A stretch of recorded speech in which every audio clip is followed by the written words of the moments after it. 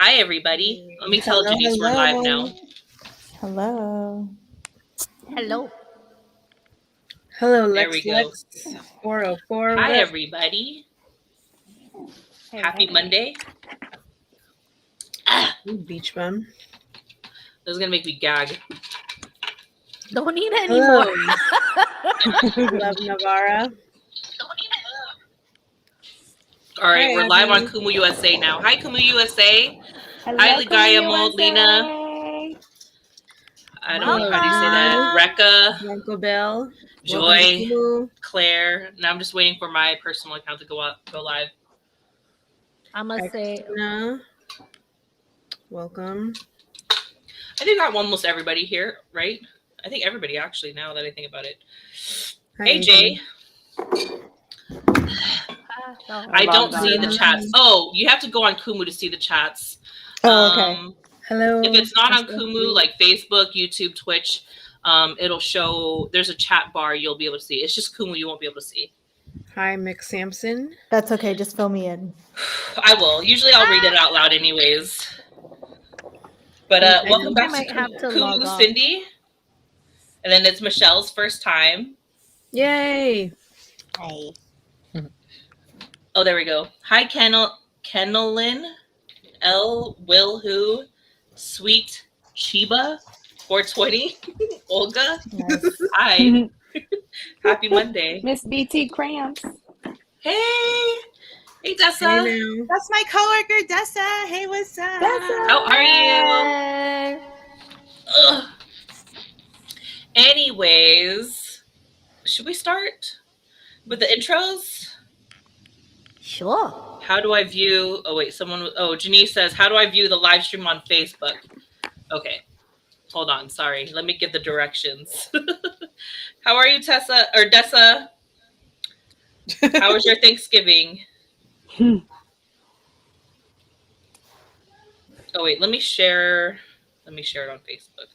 Oh, shoot. Yeah. You know what Ron told me? Me and Janice aren't friends on Facebook.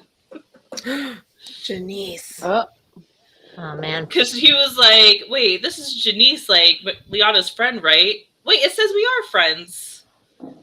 I don't know. Maybe he's just didn't see me. It says we're friends. But here, let me share you the link. Pages.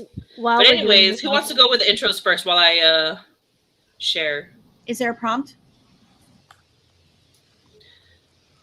Hold on. Leanna? Huh.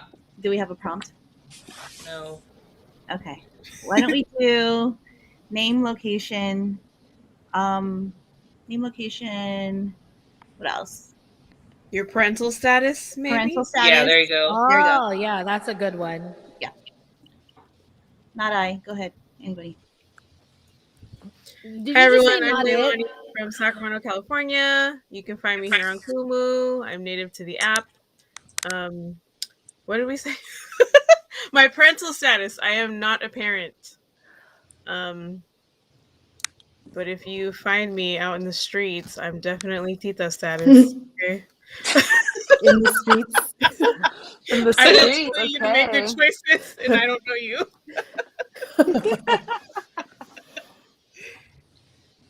Yep. And then popcorn it. Let's just popcorn. Yep. Okay. Next. Okay. So you just pick somebody. Oh. Hi, I'm Cindy from Elk Grove, California. I have a 17-year-old and an 11-year-old, and I've been married for 14 years. Hey. And I have 2 dogs. See, fur mama too.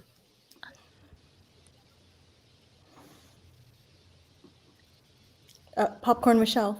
Oh, popcorn. Popcorn Michelle. I'm Michelle. I'm from Elk Grove, California, and I am a mom of 2 boys, 4-year-old and 2-year-old. So they might come in. That sounds about right.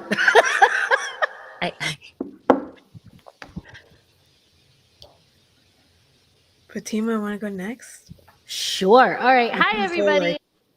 I know. We'll just go. Hi, my name is Fatima. My name is Fatima. You can check me out on all social media platforms. Of course, here on Kumu, Fatima Music, and then all other social medias. Fatima Music 786. I'm born and raised San Francisco, and I have a very interesting dynamic in our household. I'm a proud mom of two teenagers, both 13 and 15, but I'm also a proud stepmom of three teenagers and 20-year-olds. So it's 14 and 20, 19 and 22. So we are a blended family. So I am able to provide the dynamic in terms of that, as well as also, like Cindy, I am a fur mom. I have one dog and two cats. And popcorn over to Allison. Hey y'all, I'm Allison Joy. Pew pew. I'm from Milpitas, California, in the Bay Area. I do not have any kids, but I am a fur mama of two dogs. Liana. My name's Liana Anselmo. I'm in Elk Grove, California. I'm a soon-to-be mom. I'm like 28 weeks, so I'm just in my third trimester. I used to be I don't think they would be fur babies, but they were kind of furry. My tarantulas. Oh, yeah. Sure. That counts. They're kind of furry. Very They were kind of furry, but I had to let them go. But yeah. That's about it for now. Let them Did everybody go as. Oh, Joe. Oh, let them go. No, I sold them Oh, okay. because I couldn't care for them. Not I like thought you you let like them free. out. No, out your actually, front door. Why? one was actually set out in the wild. Well, no, one I found in the wild. It was actually in front of my work, and then it was caught, and then I kept it. But then I ended up having to get rid of it because I couldn't take care of them anymore. So, plus I wouldn't feel comfortable having a baby with tarantulas, especially when they'd start walking and they'd probably let them loose. So yeah, I was like, I probably gotta get rid of those. All right, Joe Boss. Thank you. Every time I think tarantulas, I think of the best holiday movie, Home Alone. Yes. Yeah. I cannot. I think Home Alone is like birth control for me. I'm like, I can't without kids. I'm Joe Boss. I'm here in Daly City, California. I have no children. Newly divorced, but I help raise a beautiful 12-year-old niece who I love as if she was my own daughter. But no fur babies either. I have a lot of stuffed animals and stuffed toys, but aside from that, the niece is all I got. Yeah, that's it. Okay. You were working like 18 jobs, so Yeah. just saying. But You're like, quick question: Mama. has anyone watched the new Home Alone movie? It sucks. I I saw hate it. it. I hate I it. don't think I can. Really? I But was I got it. genuinely offended. Why? I didn't like the attitude of the kid. I feel like the way Niece is that calling. family movies are now, they make parents look as if they're dumb and like irresponsible and always like getting into these messes that affect the kids, and like parents who are disconnected and like aren't involved. And I really don't like that because it devalues the beauty of our parental journey, in the way that we're depicted in social media, the way that we're depicted on children's shows. And they make it seem like that the kids are the bosses in the house, and it actually causes a Or big they're issue absent. in terms of exactly Yeah. or disconnected. And I feel that has really grossly affected how society values parenting and how children value adults, and how like disciplining and societal like growth. So Mhm. that's just me on a platform on it. We could go into other things, but I really don't like how media is portraying parents. It's a tough job. It's a beautiful job because we're nurturing our children to be the next generation to take care of, but they're making us look like we're nobodies and that we're devalued. And I think that needs to be debunked 1000%. I Sorry. like that. Or even just the cool. I mean, just to piggyback on that, they also like portray us to be like the cool mom. Or you trying to be cool? Or it's just weird. Like it's not like the shows that we grew up on, you know. And yeah, and I'm like 100% like in agreement with you on that. And it's sad, but at the same time, it's like you just gotta monitor all of those TV shows because they're not as wholesome as they look. Like if you sit down and watch some of those shows, it's like what the hell? Like, yeah. So, but yeah. I can go on a tangent, but I'll let you guys. It's Yeah, all good. You yeah. feel free to do so. No, You but feel I me. was just thinking of like what Joe was saying about like Home Alone being her birth control. Mine, I think my movie would be. I just watched it recently too. It was 13. Have you ever seen that? That came out in the early 2000s. No. Did what's they that? remake that with Oh, It's with the two girls. What's her name? Rachel. She dated Marilyn Manson, and then the other girl played the one of the vampires in Twilight. It came out in the early 2000s, but for me, that was my birth control right there. I was like, these girls are crazy. Like, even though I was pretty much a teen or just got out of my teenage years when I first saw it, like, I was like, whoa, this is nuts. Like the way that like how she would talk to her mom and stuff like that. I was like, I was nowhere near that level. But yeah, they were like in the beginning, they were also, like they were they were also like white. They were white. that is Okay. true, but they were sniffing keyboard cleaner and punching each other in the face. oh. Yeah, it was crazy. Wow. And they had just turned 13 years old. I was like, oh, that is nuts. But yeah, I would recommend watching it, I guess.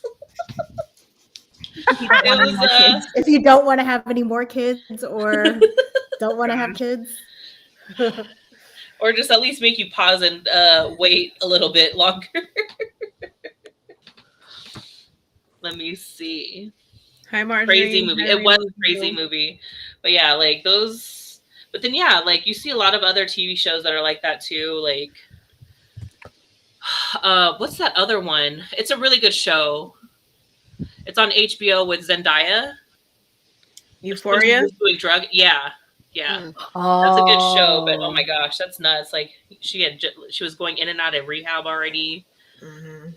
Yeah. Or even that Like movie it's Kids. so. I can't. It just makes me so sad that like all these shows are so dark and twisted for kids. Like what is it that suicide one? 13. Oh, 13 Reasons Why. Yeah. That's a 13 suicide one? Reasons Why. Yeah. Yeah, it's a lot. It's very dark. It's very dark. It's very intense. Like I had to stop watching it because I was just like, whoa, I need Yeah. to take a breather from this show. Hmm. I didn't even go Dang. into watching it. I try my hardest not to watch content that I don't think that my kids would want to watch. But unfortunately, when you have a teenager, and Cindy might get empathize with this, you kind of are Yeah. stuck because you're like you want to prevent your children from watching this content, but you're also kind of stuck because they're already turning into their own mature personality, their own like choices, and it's a hard line to cross when you're a parent of teenagers. Yeah. Well, this is I like like. not. Oh yeah, go ahead. Oh, I was just gonna say like how I segued into like violence and boomba and like just from like the way I like ease my kids into like watching those types of movies, like mature content, was watching 2020 and watching SVU. Those were like the first like violent like shows that I like sat down and watched with him, because that's something that her dad, both the girls and I and my husband, he's just like, that's a little too much. But for me, it's like, this is real life stuff. This stuff can happen to you, and so that's something that I watch with them, and I have a dialogue with them. Like, this is real. Like, this is what kids are into, and this is how you should protect yourself. Like, don't be stupid. And then from there, like, then we start watching like other shows, like like thrillers and sci-fis. And I just, with my 11-year-old, that's what we're doing right now. Our 17-year-old, she like she was watching 2020 at like 5 years old, so she's always like been mature. I have 2 girls, I forgot to mention that. But yeah, with our 11-year-old, we're watching these like mature content, like movies and shows with her, to ease her into like the real world. And social media is like a whole different like thing that we're going through. But yeah, as far as like movies and just everything that they observe and are around, we just try to be that navigator, help them navigate through all these crazy shit that this world has to offer in this generation. Yeah. Yeah. Well, that kind of went along with the question I was going to ask, because like I was going to ask about like censorship, because growing up there was no censorship for me. I pretty much got to watch whatever I wanted. Like, I know it's bad, but like, Coming to America was like probably like my favorite movie growing up. So like that, or like Golden Child, a lot of Eddie Murphy movies were 80s. Eddie Murphy movies were like my favorite. And like RoboCop, it's crazy how RoboCop was, I mean, they had toys where they kind of made it seem like it was for kids, but if you really watch those movies, they're like crazy violent. Like, it's definitely adult content. Like, it's just crazy like how they marketed it for children. But it probably I mean, nowadays that definitely wouldn't have been whatever the rating was back then. But I was asking, or I was gonna ask, like, about like the censorship. Like, how much would you show your kid, basically? Boomba is still off limits. I think that's just weird. Even with my 17-year-old, I'm like, all right, wait, I can't. Which one? Just close your eyes. Bomba. My Boomba, like the nudity and like sex scenes. I'm like, that's just weird. I can't even handle kissing in front of them. I'm like, close your eyes. I don't want you to see. Stop. That's not happening at all. No. Yeah. Same here. I'm like, this is weird. Can you close your eyes? I will say though, it's YouTube that you have to be careful about, because once you go into that rabbit hole, and what is it? Yeah. What is it called? The analytics, that like algorithm. The algorithm. It'll, once they watch one that's Bomba, you're kind of screwed already, and it's gonna be on the thing. Yeah. Dang, I totally forgot what I was gonna ask after that. Pregnancy brain. I was gonna say, do you want to ask the first question? Yeah. Okay, so the first question is, what was your family plan? And what were your plans in your 20s and 30s? And how did you imagine your family when you were a kid?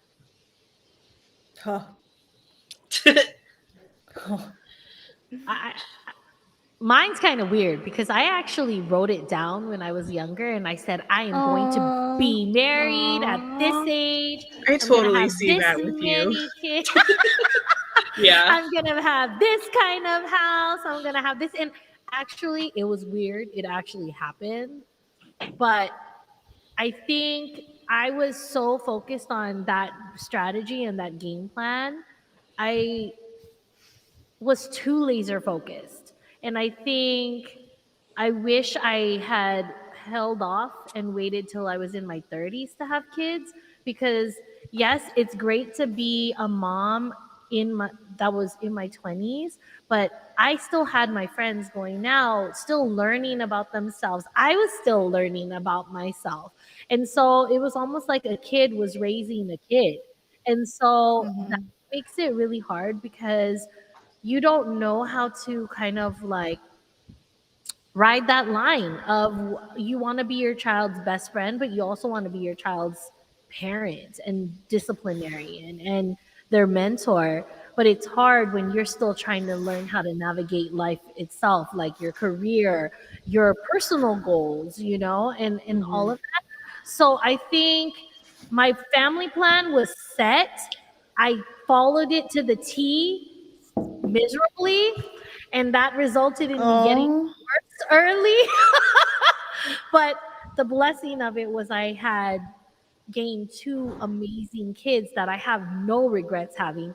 And I get to enjoy running around with them and experiencing life with them still young, I guess you could say. Mhm. So I guess you could say it was I don't have regrets because if I don't want to say it's a regret because then I would never have had my kids. I think my only wish was that I started a little later in the planning so that I had myself more prepared for the challenges that would come with having kids that were close in age because they were literally less than 18 months apart. So I literally was a cow for like a nursing cow for the longest time. So I didn't get to experience that fun that a lot of other, people in their 20s got to experience.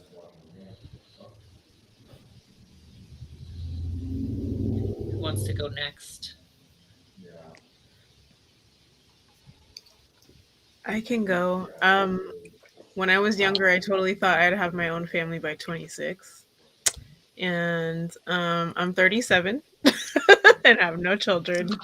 And this is like, I think, well, this is my first like real functioning relationship that's actually means a lot to me. So, yeah, I'm willing to do that with my partner now. So, there it is. Mm. Yay. Ooh. I We're like, Di, come on, give it to the auntie here. We'll take care of all the babies.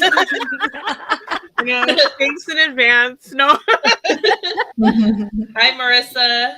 Hi. Hello. I Welcome. hello, don't know how to make my hello. video work. There should be like a camera button. If not, you might have to exit completely out and then come back in. I think so. Because it says the little camera button, it just says stop, as if my video Oh, is it's working. on. Click on the That arrow. I had that earlier. I had to leave and come back in. Okay, I'll leave and Um, come back. okay, who wants to go next? Can you I repeat guess the I'll go question? next. Oh, sorry. Go ahead. Oh no, you're fine. Um, well, my family plan. I was hoping to be married and have my first child by 30. 26 was my golden year because I turned 26 on the 26th of June. That year was 5 years ago. So my best friend and I had promised to do everything together. So we were going to get married the same year, have kids the same year so that they could grow up the way we did. We're only a month apart. So we kind of wanted to do that. But she followed it to a T. I unfortunately, I'm 30 now and her son is 2. But it's like, it's kind of giving me something to look forward to because even though I didn't go stick to our sisterhood plan, it's giving me time to enjoy having my nephew around. I have 2 nieces here at home, so it's kind of giving me that practice I need for motherhood. Mhm. But yeah, and then even when I was a kid, I come from a big family, so I was thinking that I was gonna have like 6 kids. I only want like maybe one or two. Ooh, So now I'm girl. kind of like, ooh, okay, maybe 1 or 2, because like just my 2 nieces that live with me are such a handful. I'm like, dang, I wanted 6 of these. Yeah. So, Mhm. so my plan has definitely changed. But no, just give me something to look forward to when Mr. Right comes along and we can start a family together. Nice. Oh yeah, so you wanted to hear the question again? It was Yeah. what is or what was your family plan? Oh, that's right. You What gave it to me. were your plans in your 20s and 30s? How did you imagine your family when you were a kid? Okay. Chill Well, vibes was like champagne birthday, 6 kids, and then laugh emojis. oh my God. Hi, Maddox. So like I had no plans. I was a tomboy like growing up. I mean, Leetta and Michelle can attest to that. Like I was like, I don't know. I never. I was. I have.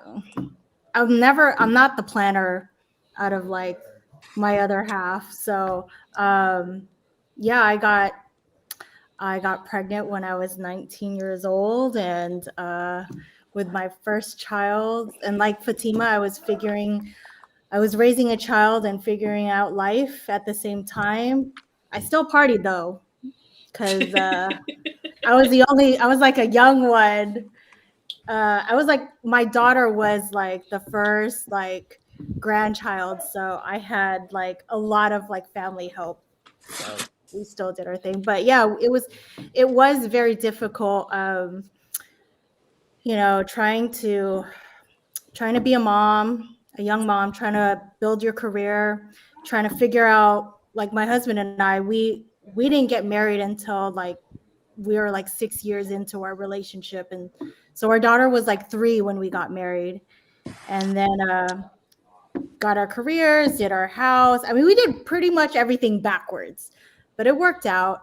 With our second child, um, she was planned, and there's a big difference in not just personality wise, but the way we raised them. Like I was 27 when I had our 27, 28 when we had our second one, and there's a big difference in like how mature we were as like parents, and like we know who we are, and you know, because you do a lot of dumb things like in your 20s. It's like, oh, you have all this freedom, and yeah, it was really tough, but yeah, like yeah, had no plans, but if I was to do it all over again, I mean, I have no regrets, but if I was to do it all over again, I would probably wait till my late 20s. Probably not in my 30s, just because I see how tired all my other friends are, like, you know, with, you know, having kids now. The blessing of like having kids like at a very young age is that both my husband and I were relatively pretty young, and we feel like we're in a season of our lives where we get to have the freedom that we didn't have in our 20s. So it's kind of nice. Yeah. Nice. Yeah. I think when I was a kid, I planned my family kind of like my parents. I was like, oh, they met each other in high school and they married each other at 25 and had kids at 26. Like, I thought I was supposed to do that growing up. So when that didn't happen at 25, 26, you know, you're like, uh-oh. You feel, I don't know, you set yourself some goals that you're like, why did I make myself do that? That's not a real goal. I mean, I made myself sad for no reason. But, gosh, how old was I when I got married? I don't know, 30? Then I had kids at 34 and 36. So, like a decade later. But, I don't know. I'm pretty happy with my family, and I am right there with you, Cindy. So I must be one of the tired moms, chronically fatigued. Like we always joke, right? Like, man, we had all the energy in our 20s to like, I don't know. I remember going to college and partying it up, and then going to class, still like, not with my club clothes, but you know, just like on no sleep Yeah. and still doing fine. Now I'm just like always tired, and that's exactly what Cindy's talking about. But there's definitely like when they're older, it's a different challenge. It's more like mental, because you're Yes. constantly like arguing or debating or fucking saying the same. Sorry, can I cuss? That's fine. We're on SPG. Yeah, Okay. Yeah. Sorry. But like Talking you're about saying parenting the here, okay? same thing over and over and over. And then they don't want to hear your lecture. Well, if you didn't want to hear my lecture, then do it right the first time. correct. So the problem you have to deal with when you have a teenager is that they're stuck between this phase of they want to still be babied, but then they don't want you to baby them. And you're like, make up your mind already. Like, Yes. do you want me to help you or you don't want me to help you?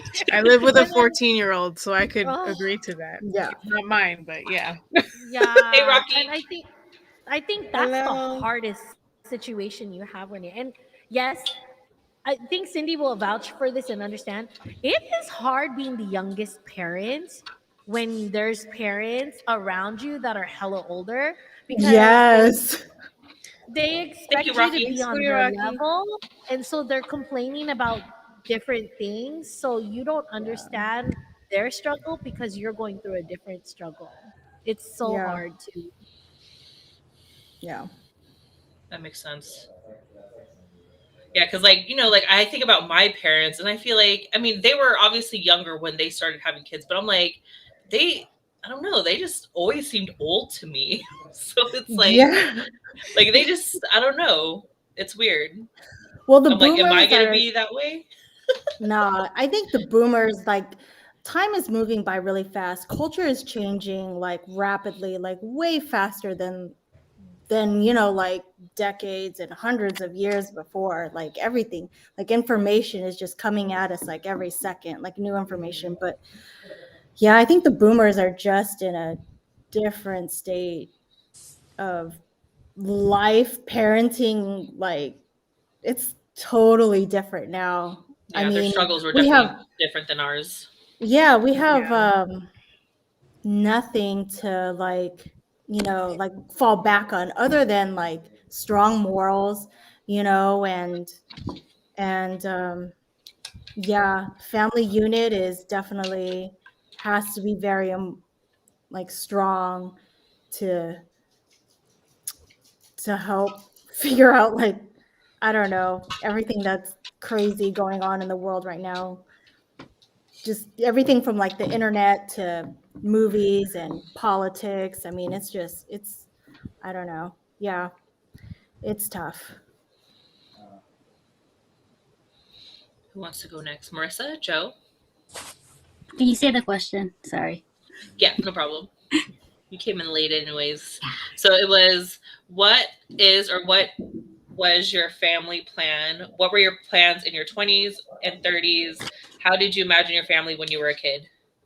When I was a kid, I thought I'd have like at least 3 kids. My parents were in their 30s when they had me and my sister. My husband was kind of the same way, except his dad was in his 40s when he had him. So both of our parents are on the older side. So when I hit 30 and I didn't have kids yet, I didn't really feel too worried.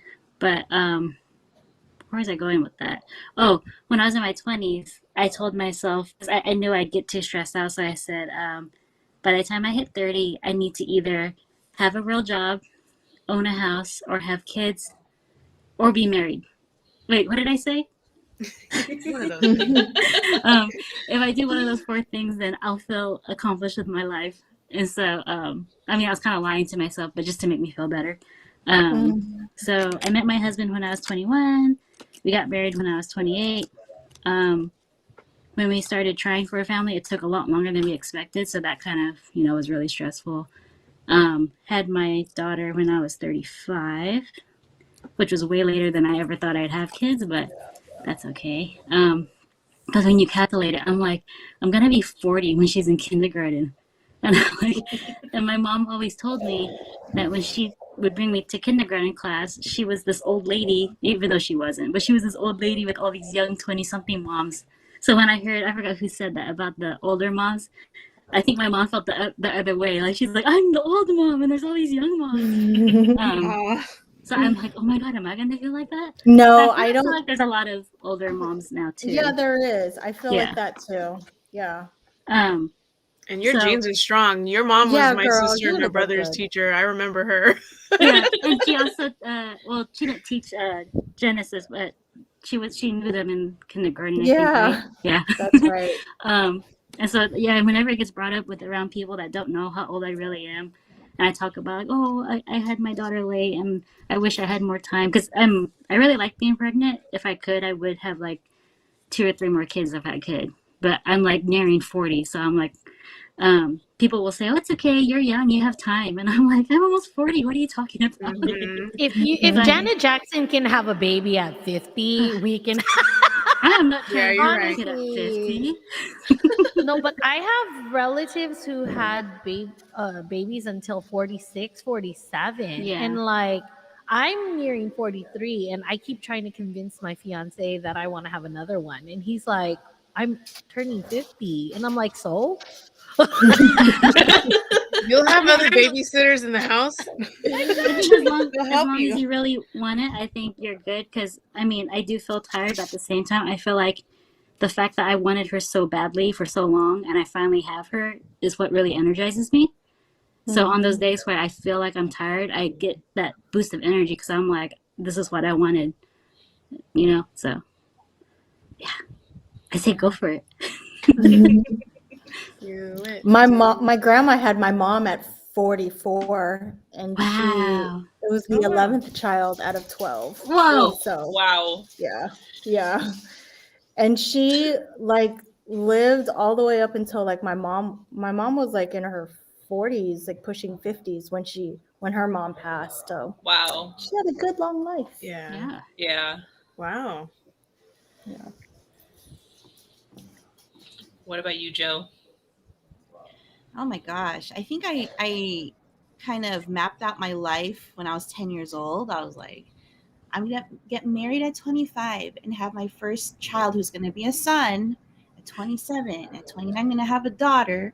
And at 30, we're going to get a white dog. And then we're going to have a red door on our brick house and a white picket fence with a large lawn and a minivan for the weekends and like, you know, a Camaro like during the day, right? And like, and I think it's because like I wanted that for myself because I lived in the house where the immigrant family came from the Philippines, and so at one point there was 27 people in our house. So there was no shortage of children running around and, you know, parents yelling at kids. Like it was just part of my DNA. And like my mom had me at 24, but my dad was in the Philippines, so she raised me by herself, along with my grandparents. And so like it was like the antithesis. I can't talk. I'm very Mike Tyson today. Antithesis of what like my ideal family would look like, right? And so I created that plan because I wanted to correct the mistakes of what my family did, right? I wanted to have that husband. I didn't want to be a single mom. And I think that kind of backfired on me because like I said before, I don't have kids. I'm newly divorced. I basically don't have my own house. I don't have a dog. So like I'm basically living the opposite of what I planned. And while I have no regrets because I have a really, really great career, you know, like I'm very accomplished in my opinion. At the And a same lot of time, opinions. huh? In a lot of other people's opinions. Plus You one hella on that. accomplished. I agree. Things. Yeah. Hella accomplished. But You're at the beyond same time, though, accomplished. I think about like what did I sacrifice in order to boost my career or get to that accomplishment? And like now where I actually like God, I really want to have a kid now. I'm like 37, and but you know I have doctors telling me, well, you might not be able to have kids naturally. So that's kind of like the heartbreak of what I'm going through. It's not like okay, you know, it's like I'm completely devastated. I am kind of, but then, you know, I have a really great partner who says, you know, we'll do whatever is needed to make sure you're healthy. And if we have to adopt, we'll do that too. So I'm very blessed to be able to have that person to lean on. and to create, you know, some sort of future and some sort of family. Like, and if it's just me and him, you know, y'all know Jason, if it's just me and him, like, you know, that we're kids in big people bodies, right? And that's good enough for me. And I think like right now, like I'm just coming to terms with, okay, you know, maybe I won't have a kid. And if I don't, and it's okay that I don't have children. I'll just take care of, you know, my niece, and I'll take care of Jason's nieces and nephews, right? So, and all that has come like in the last like year. Like all this I'm talking about, like, you know, my like me thinking about family just came in the last year. And yeah, and even though I don't have kids, it's not like I'm not whole. I just feel that it would have been fun, but I'm moving on with my life. Like, okay, if I don't, great. If I do, awesome. I think just my priority right now is just to make sure that I'm healthy. So yeah, I'll take care of all y'all's kids. I'll just be the babysitter. I'll just be the kid. I don't want to grow up. I'm a Toys R Us kid.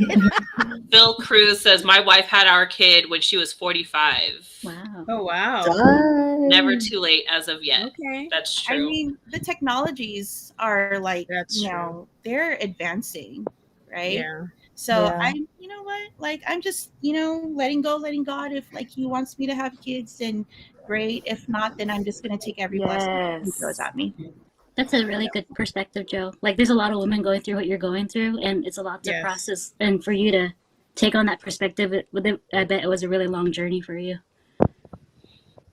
Yeah, I appreciate that. And I mean, like me and Lonnie, we're like basically the same age, you Yeah. know, and like we talked last week, we're like, okay, wow, we're like actually at a point where we're actually confident that we do want to, you know, raise our own mini me's. And yeah, I'm just really grateful that I got this, you know, this group to lean on. Yeah. Oh, You're definitely not alone. We're here. No, definitely not. Well, we can always be a surrogate. By the way, if anybody cries, it's a normal thing. Michelle, Cindy, Oh yeah, we cry every Monday. oh. Yeah, Fatima. We laugh every She'll start it every week, and then like I'm like trying to keep my eyes open so they don't fall down either. I was like, this is the worst time to try to hold back tears when you're hella emotional and So pregnant. if you see things go like this, if you're like Wait, that, did I make us cry last time? Yes. Did I make us cry last time? Probably. What did Yes. I do? Most likely you did. Oh yeah, I'm the culprit most of the time. It's fine. That's why I don't wear makeup on our calls anymore. I'm all like, it's gonna come off anyway. But okay, let me try to think of my family plan. When I was little, I wasn't really trying to think of having a family. I think it's because I was always babysitter to my little brother and to all my little cousins. So like every break I had from school, like weekends, holidays, summer, like I get shipped off to San Jose to watch my younger cousins, and I'd be with them for like 24/7 for 3 months straight. So I was like, I love kids, but I was like, this is tiring. Yeah. And I was doing that from like 7 to like 15 maybe.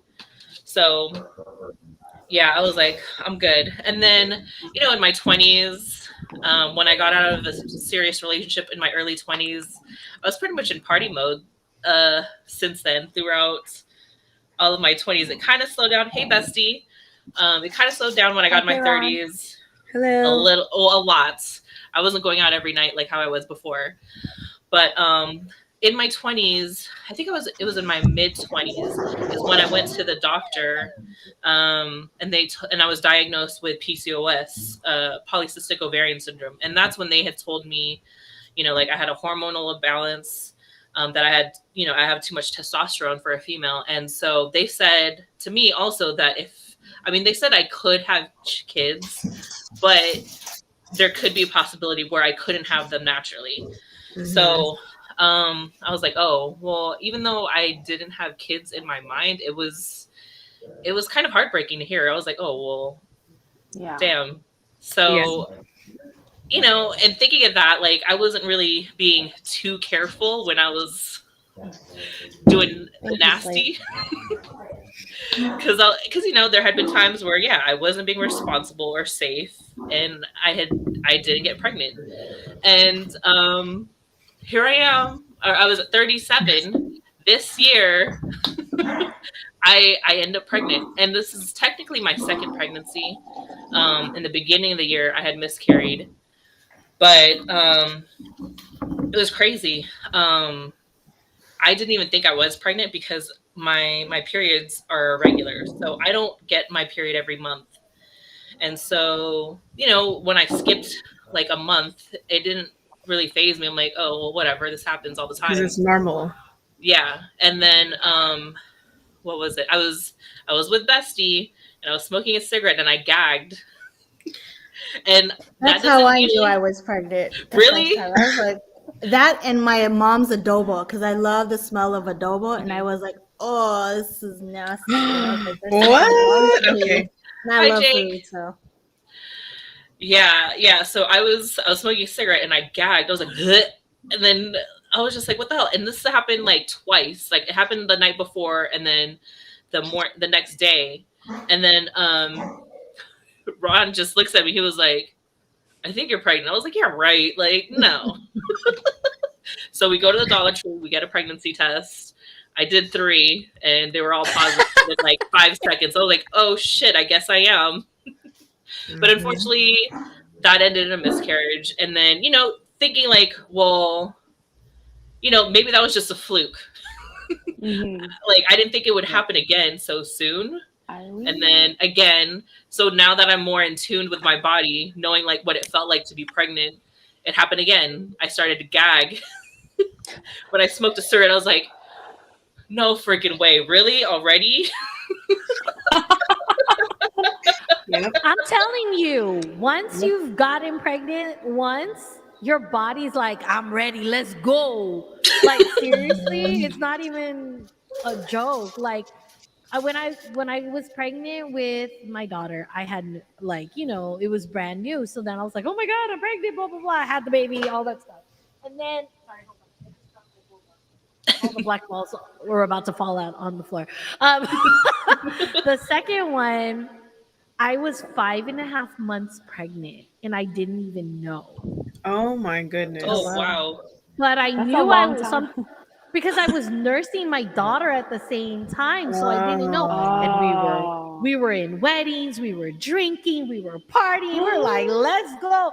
And then all of a sudden my ex-husband like laughed one day and he goes, wouldn't it be funny if you were pregnant? And I was like, don't ever say that again. I was like, hell no. And I literally still remember that, like I told you, I let him touch me one time and it happened. But what was crazy was when I had a feeling I was pregnant, I kept wondering why I hated my ex-husband so much. Like every time I saw his face, I was like, I hate you. I hella hate you. And at that time, I was Oh like, no. but at that time, before I was pregnant, I was like, we were so deep in love. Like, I was like, oh, I adore you. Like, we were like, we're in it to win it. You know, we got this. And then all of a sudden, I was like, why do I hate him so much? I just want to punch his face every single time I see him. Now I still want to punch his face, but still. But I'm kidding. I don't want to punch his face. Only sometimes. But pregnancy, like your body, like God automatically says, okay, now that I've let you have one, you can have as many as you want. So let's keep it going. Yeah, your body definitely knows what to do next. Yeah, it was pretty crazy. I didn't think it would happen again, and especially this soon. But then, you know, after that first time, like, you know, I was just always so worried. It was like the worst 13 weeks ever, like just having to, or even more than that, like, you know, even now, like I still worry, like, shit, is it gonna make it? Just because of that's another thing that I wanted to bring up later. But like, yeah, that type of stuff doesn't ever really get brought up. So it was just hard to really deal with. But we can talk about that later. The next question is, what was or is your birth plan, and did you end up following through with your birth plan? I currently have no birth plan. Like I don't know what I'm doing. I still have time though. All I know is that I'm gonna get this baby out one way or another somehow. I'll say for the birth plan for me, a big reason why I did it was to prevent the doctors and nurses from asking me questions while I'm in labor, which helped like a lot. And also to have your partner or whoever's in the room with you be on the same page with you of what you want. That way they can ask him or her, whoever it is supporting you, hey, I have this question. And then my husband's like, well, I can answer because I already know like our birth plan together. So I did a natural birth. And so all over the birth plan was like, do not give me drugs, do not give me drugs, do not give me drugs. Because throughout the whole labor, they're like, are you sure you don't want to? No, like, read my birth plan. Like, it's one of those. Like, I guess I don't know if it's just my experience, but even if though it's written in my birth plan, I gave it to my OBGYN. I gave it to them as I came in while I'm in labor, and I said, this should be in my record. They said, yeah. I said, did you read it over? They said, yeah. And then they still asked me a billion questions, but at least I could yell at them, look at the birth plan, or ask my husband. So, You're lucky that your birth plan went through, because I've learned from both deliveries, you can go in there with a birth plan, but the birth plan may never come out the way that you want it. So like you, I was all natural. I was like, I'm not going to have any drugs. I'm going to go have a natural delivery. Let's go. Let's have these babies. But then I ended up going into distress with both babies. I was in labor for over 40 hours with my oldest. And I had to have an emergency C-section, and it ended up being that the umbilical cord was wrapped around her neck. And it was a blessing that we had the C-section, because she would have died during the child labor. And then the second one, because I had a cesarean, the first one, there's a thing called VBAC, but because I had already had an emergency C-section for the first one, they let me go be in labor, active labor for 12 hours, and then they're like, it's not happening. So I had to have another emergency C-section for my baby boy. And honestly, I didn't want drugs for either. I was forced to have drugs for my oldest, but they didn't give me any drugs for my youngest. Yeah. So both birth plans that I had scheduled for both never happened. So well, I think it's hard. important to remember. My instructor also told me, like, even though you have a plan, you also want it to be, you have to tell yourself it might not happen, because that can cause a lot of stress too, like you were saying. Yeah. There were like 2 women in my birth class that their birth plan didn't go the way they had hoped it to be, but our teacher really stressed on us that even though you try to plan it out the certain way, try to be as flexible as you can, because it'll be too stressful if you see it's not following the 1, 2, 3 step that you were hoping for. Not to say that it's okay or anything, but yeah.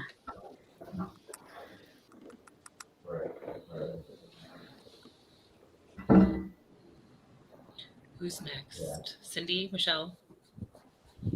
Sure, I'll go. Hold on. Birth plan, right? So I never had a birth plan, because I was like, well, I'll be flexible. I'll just like roll with the waves. I just had no birth plan, like, at all. Hey, Oh, What happened? you're gone. no. I wonder if her phone died. Am I here? Oh, there we go. There you are. Yay. Sorry. So, what was the other part of that question, other than like, did I have a birth plan? Oh, well, if you ended up following through with your birth plan, but you didn't have a birth plan, so. I know. I didn't have so the first pregnancy definitely didn't have a birth plan. It was like, okay, have the baby, and then I'll just say my birth was extremely traumatic, and I'm like, I don't know if this is that for this portion or another portion, but it was extremely traumatic. So in that sense, that birth plan was to survive. Yay. Okay. And so when I had the second baby. I still didn't have a birth plan, but I realized that the second pregnancy, I was like, I could care less about the epidural because it didn't do much for pain. So, yeah, no birth plan each time. What about you, Cindy? Okay. Let's see here. I didn't have a birth plan because I was a reckless 19-year-old.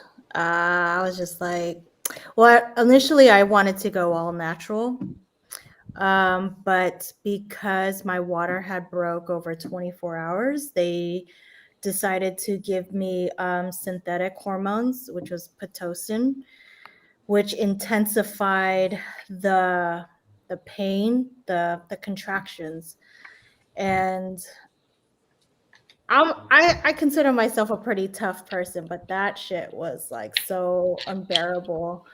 I ended up getting an epidural, and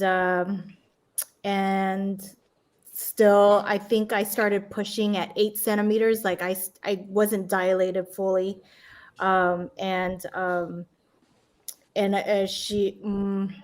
first, she just wouldn't come out, or she was coming out like the head.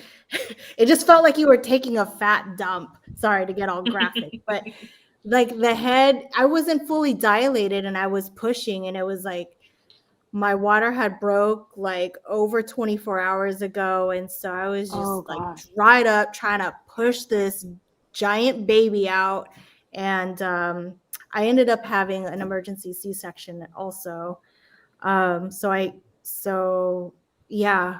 And then good thing I did, because she was 8 pounds and 11 ounces.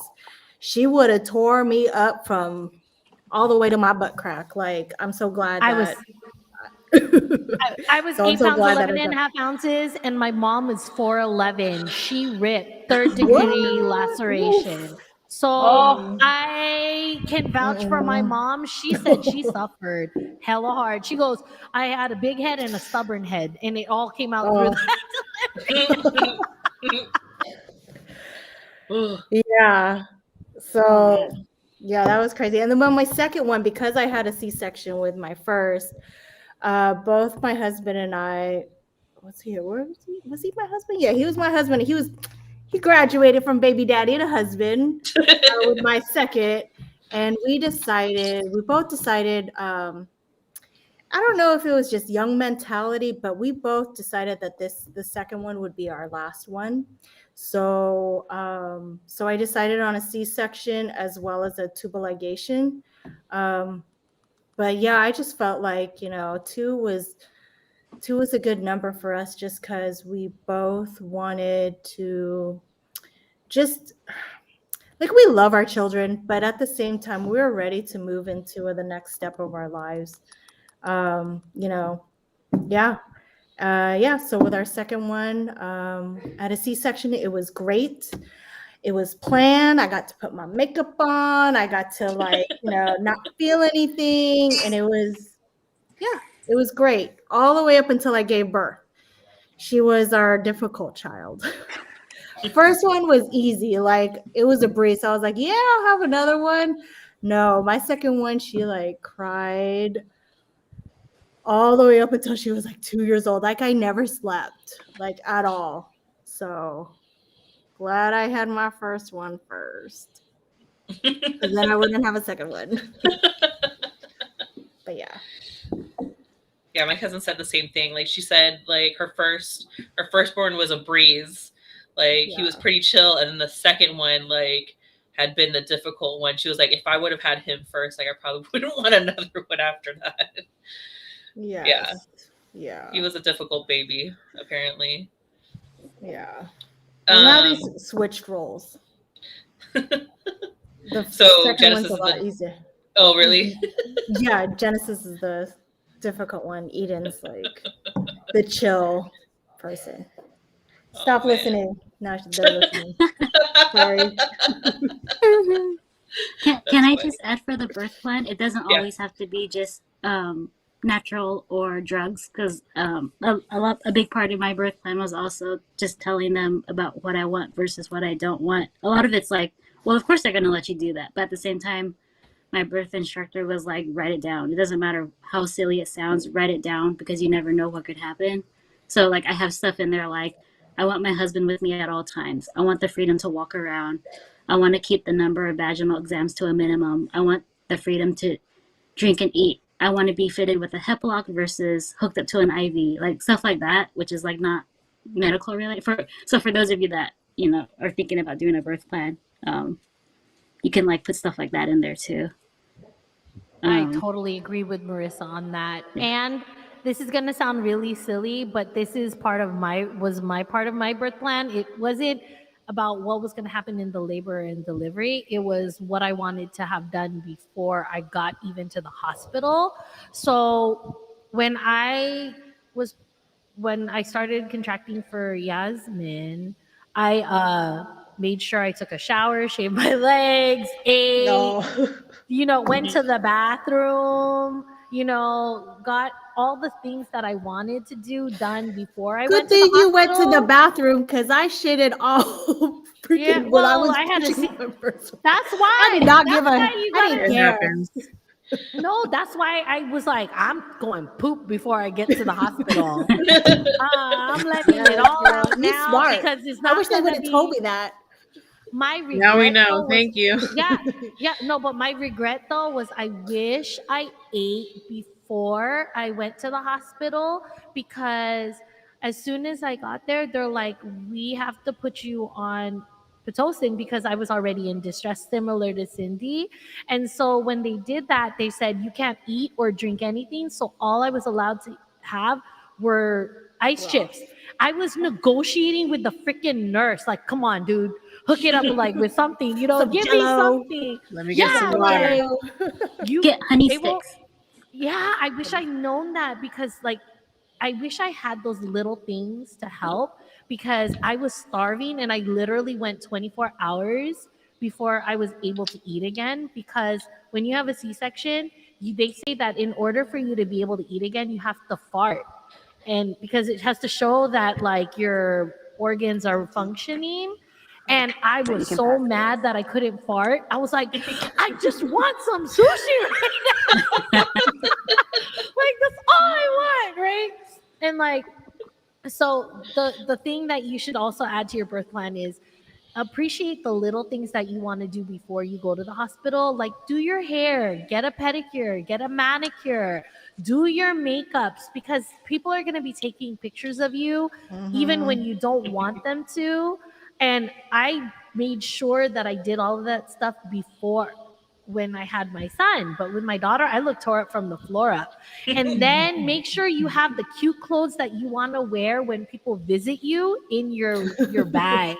And it sounds really silly. Make sure you have that one family member or friend that actually follows what your requests are so that your first meal after you have your baby, you get what you want rather than getting stuck with the food that the hospital gives you.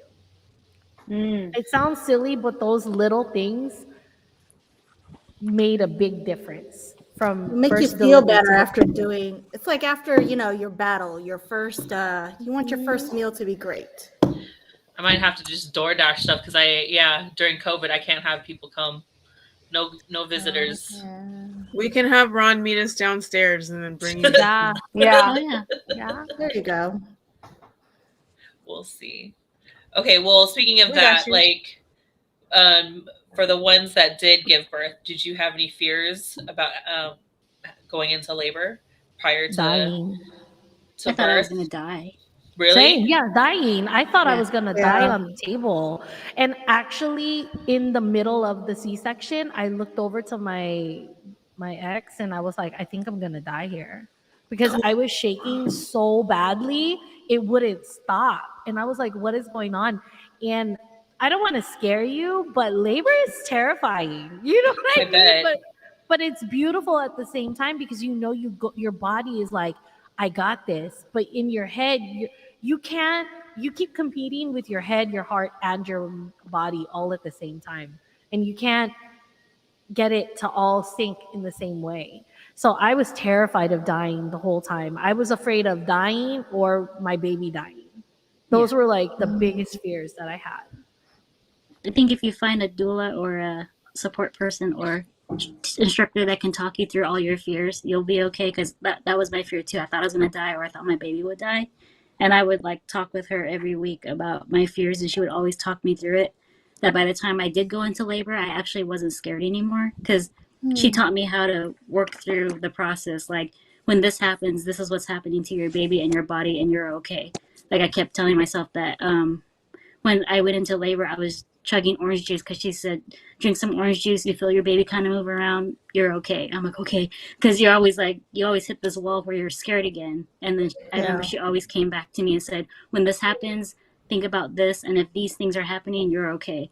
If they're not happening, tell the doctor, you'll still be okay. Like, she always reassured me in that way. So I say, if you can find someone like that, that'll help a lot. I kept slapping my stomach. Like, are you awake? That works too. Yeah, like for me, like if I haven't felt them in a while, like I'll like whenever I touch around my or rub my belly button around that area, that's where I get a lot of movement. So that's what I'll do if I haven't felt them in a while. Find something that you eat or drink that makes them move, and that was always my go-to every day. I can't remember what usually makes them move, but yeah, it's usually all I have to do is rub my belly button or poke at it, and then that's where I felt like I got kicked in the butthole. Was when I was poking at my belly, or I was cleaning out my belly button, because like now that you could see your belly button more, I was like, ew. You're like, hella I need grossed to clean out. that. So yeah, like I was taking Q-tips and I was like cleaning my belly button, and then that's where I felt like I got kicked in the butthole. Yours didn't turn into an outie yet? No, it's like a halfie. It's like still kind of like in, but it's a little more out. You can still stick Q-tips in yours? I can. I know. I couldn't stick Q-tips in mine. Mine was like an innie outie. So it was like, any belly button touch, I'm like, oh, it hurt. Yeah. I felt like I was going through labor. Yeah, it feels gross whenever I do it, but I'm like, dude, that just looks hella gross. Like, I always want to clean it out. Like, I thought I did a good job cleaning it, but I was like, no, like, I guess because I wasn't going deep enough. Oh my God. But now I was like, yeah, but now that it's like somewhat protruding out, I was like, oh, that's funky. All the lint's coming out. Yeah, I was like, ew. It's getting a deep clean. 38 years of lint coming out. Yeah, I was like, oh, this is nasty. Did you smell it? I did. It smelled funky. I didn't even have to be close to the Q-tip, and I still smelled it. I was like, ew. She smelled it as it was coming out. I pretty much did. Like, yeah, that was nasty. But I kind of hope it comes out a little bit more so I could do a little bit more cleaning. Maybe if the baby kicks, it'll like kicks them out. Come on. That'd be so gross. There's all lid balls everywhere. Well, that's funny you mentioned that because my mom made that joke when I was pregnant with both. She goes, oh, your belly button's out. That means you're ready. It's like a turkey baster. Turkey baster. But yeah, it's somewhat out. Like you could see it like when I wear like a tight shirt, like it's kind of pointy there, but I can still go in it. It's not fully out yet. But so wait. Let me go back to the questions. Enough about belly button lint. Do you have any fears about becoming a parent, and or do you have any fears now as a parent? Who wants to start? I'm scared to be overprotective, or just like, I don't know, not. I mean, I don't want to be like my dad growing up, but I'm very much both of my parents, and depending on the scenario, it'll come out in a hot second, and I don't want that to happen. Yeah. It's kind of similar to like what my fears would be, just like passing down the trauma. Yeah. Unintentionally. It will. But then you'll remember, oh shit. Yeah. Let me fix this. Right. You're Let like, me try to fix this. We said we wouldn't do this. Yeah. Yeah. Yeah. But it will. Yeah. I feel like there's going to be slips where you're just like, ah, shit. Sometimes when like my daughter's acting up, like I remember when I used to do things that I see her doing, And then I remember the way my mom handled it, and I remember the way it made me feel as a child. And then if I felt that was like a very negative like feeling or bad space for me mentally as a child, then I tell myself, okay, don't do that. And what would I have wanted when I was that age? What would I wanted my mom to do? And a lot of the times I remember, I don't know if you guys can remember that far back, but I remember being really little and just thinking, I just want my mom to hug me. I just want my mom to come find me, because I always felt like alone a lot. Because she did a lot of that technique where, oh, the kid's throwing a fit, I'm gonna ignore you. So now when she's throwing a fit, I do go to her. I try to talk with her. I'll sit with her. I'll hug her and hold her and all that kind of stuff. And I'm hoping that it doesn't cause any kind of like long-term damage down the road. Like, oh, you coddled her, like that kind of thing. So. Yeah. I think my fear, if I were to have a child, that I would overcompensate, because when I was raised, like we didn't grow up super rich. We weren't super poor, but like, with 27 people in the house, like there was a lot of scarcity mentality. And so like I would go to Old Navy and I'd be like, oh, this is a $5 shirt for me. Maybe. But if I go to Bloomingdale's and I see some Stuart Weitzman Mary Janes for a baby girl, I'll buy those. Right. Like I'd super be frugal on myself, but then with the child, like I'll spoil them like crazy, and not just monetarily or like with monetary or material things, but like spoiling them to the point where like, I don't know, like that's my fear. Like, how much can I spoil my own child? Is it because like it's like something that you never had that you want for your child? Exactly. I don't want them to be that elitist, entitled person, because that's not who I am either.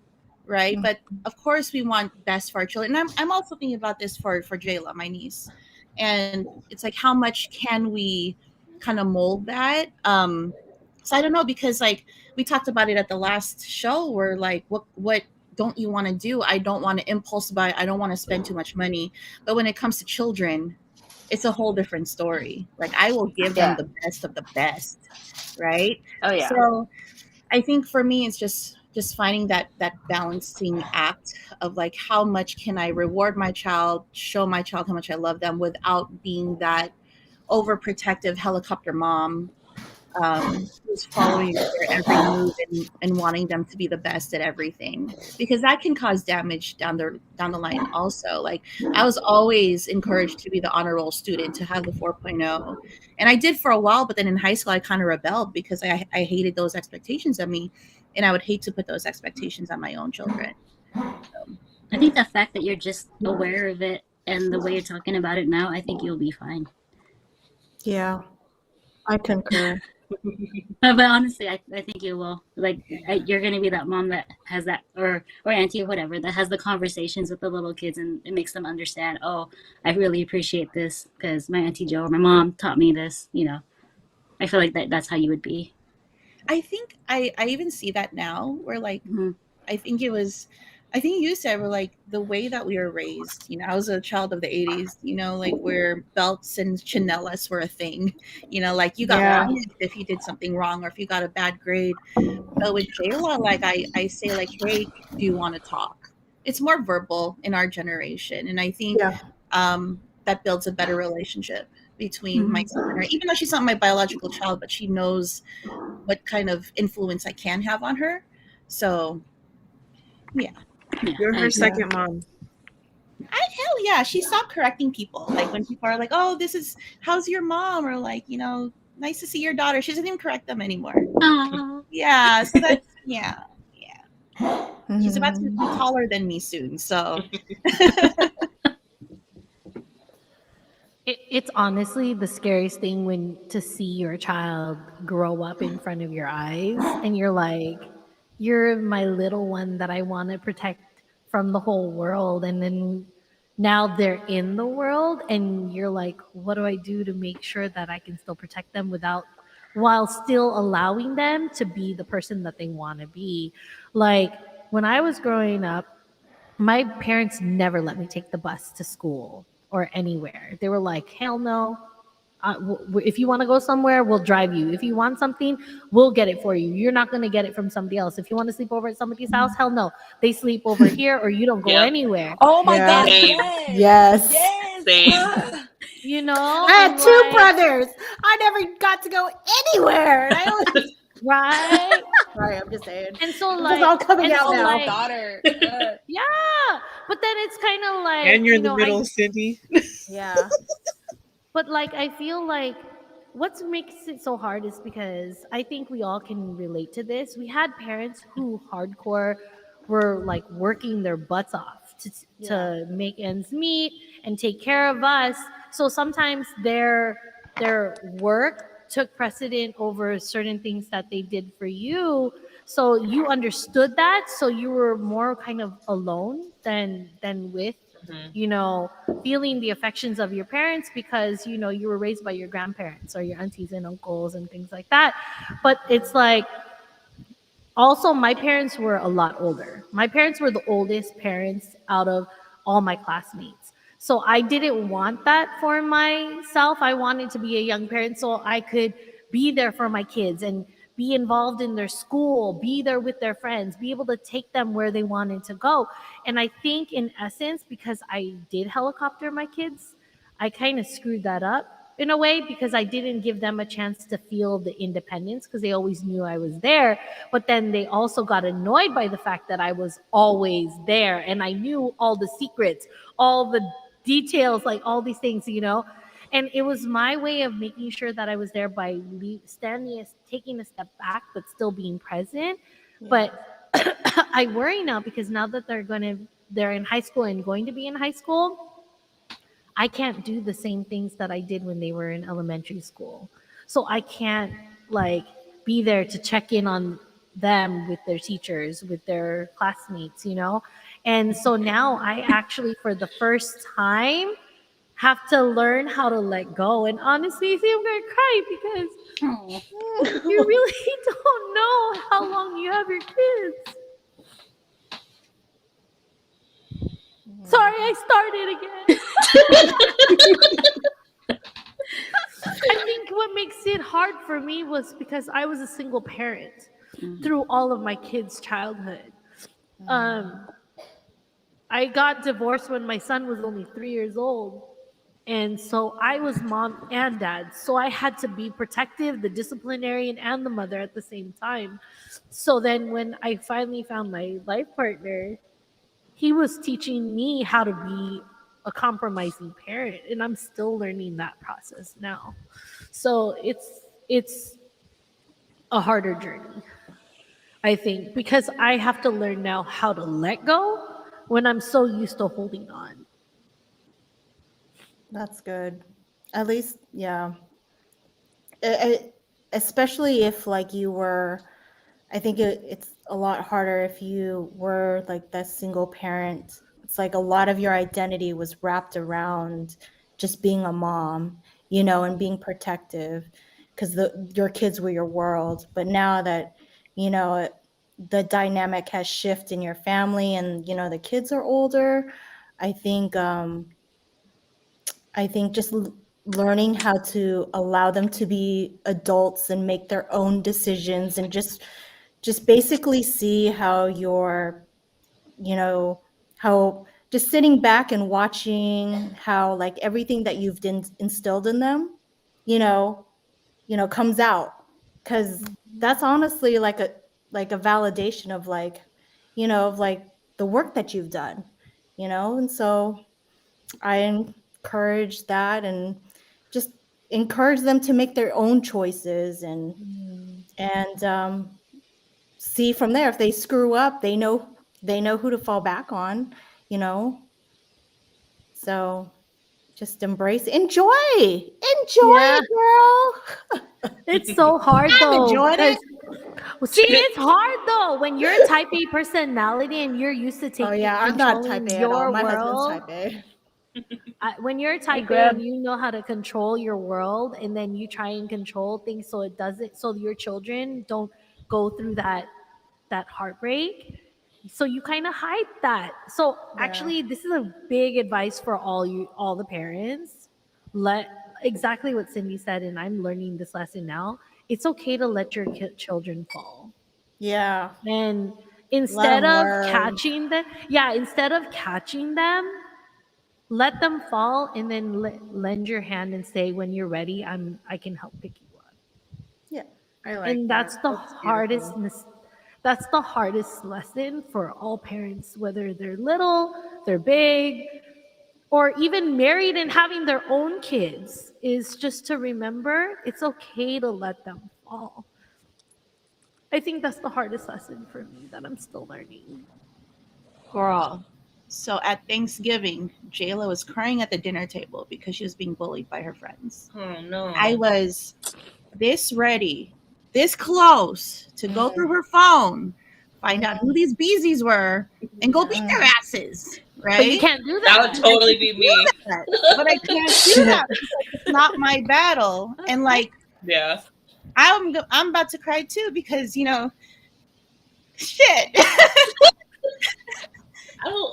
Like Jayla, she, like she doesn't live with her mom. She doesn't live with her dad. She lives with us, and it's one of those. She's one of those people who you want to like keep at home. Yeah. But I want to beat up whoever like hurts her. Yeah. And like I'm not even her mom. I'm not even her mom. And you are your mama too. Yeah, you are. Mom too, but God, I get it. Like these kids now, like she's about to be 13, and they want to be independent. They want to make their own choices, and it's really hard for me to, and she takes the bus every morning. I was never allowed to take the bus in the morning, and like there's like crazies out there. Like I don't know if she's gonna get kidnapped, if she's gonna, get hurt. So the lesson I'm learning now is just to give her space. And just to like, if she wants something or needs something, that she'll always have her tita around. And if she wants me to, get some, no, I'll get it done. But I just gotta let her come to me instead of me trying to be that person. So I get you. Yeah. So when my oldest, going into like the first week of like junior high,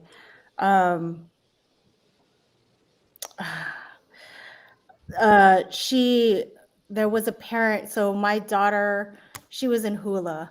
She's in this hula group, and I guess another girl who she was having a conversation with, this was at school. She was her friend was trying to figure out which hula group she wanted to join. And I guess the girl misinterpreted what my daughter had said. She was basically saying like, come join our hula group. It's great or whatever. But I guess like this other girl like spin the story, because you know how little trifling little girls be, even just women in general. They just spin it.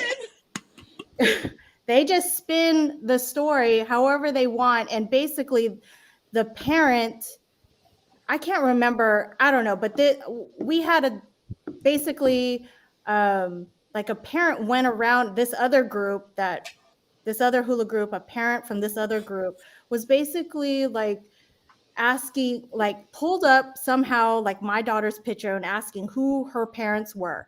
Like, and luckily one of the parents from this other group like knew who I was. She was like, hey, you need to I just want to let you know this parent or whatever is trying to find out who you are and yada yada yada. Wow.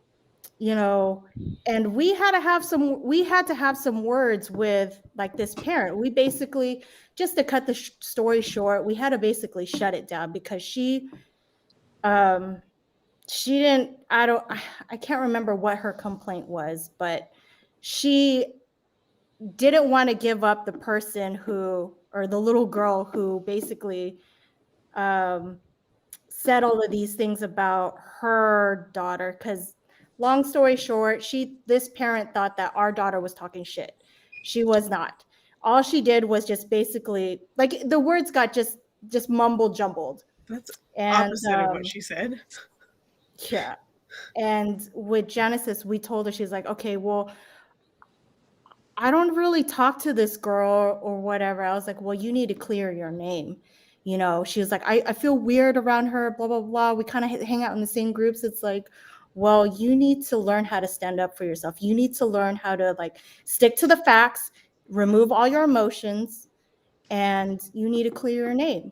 You did not do anything wrong here. And it's like, that was really hard for me because I let my husband talk to the mom because I was ready to fight. I was ready to like cuss her out. But thank God my like husband is very level-headed, and she didn't have shit to say. But with my daughter, it's like, we had to teach her how to stand up for herself, how to basically stand up for herself and know who she is. Because that's the thing, like with young girls, it's like they get caught up with their emotions, they get caught up with, like who's saying this, who's saying that. We just tell our daughter, stick to the facts, to remove your emotions, and and be brave and strong, and that was hard, to let her handle herself. But she, it was a very rough year, but she learned a lot, and that's something that's hard to do as a parent, when you want to just step in and murder a child Oh yeah, who I hurts your child. empathize. You want to throw hands with the person who hurts your child, but you can't because you're like, what can I do? They have to experience that heartbreak, that experience of Yeah, being hated. Also, if they make that's a the real mistake, world.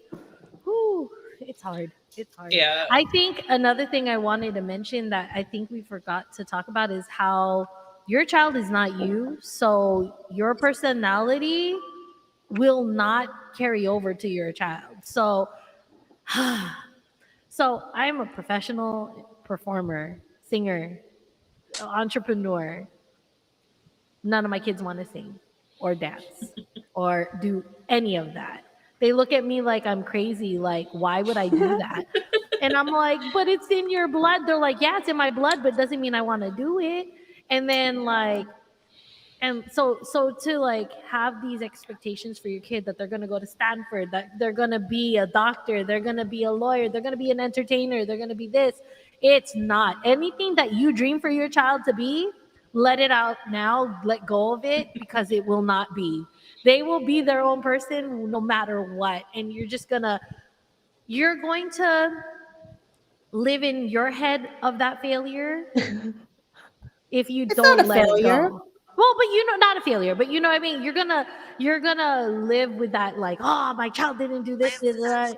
And it's better just to let them be who they want to be and come up with their own path, because then it's easier for you to accept that path early on rather than deal with the hardships later and trying to say like, no, but I want you to go this way, but they've already decided they're going that way. So definitely a really big important lesson in that one.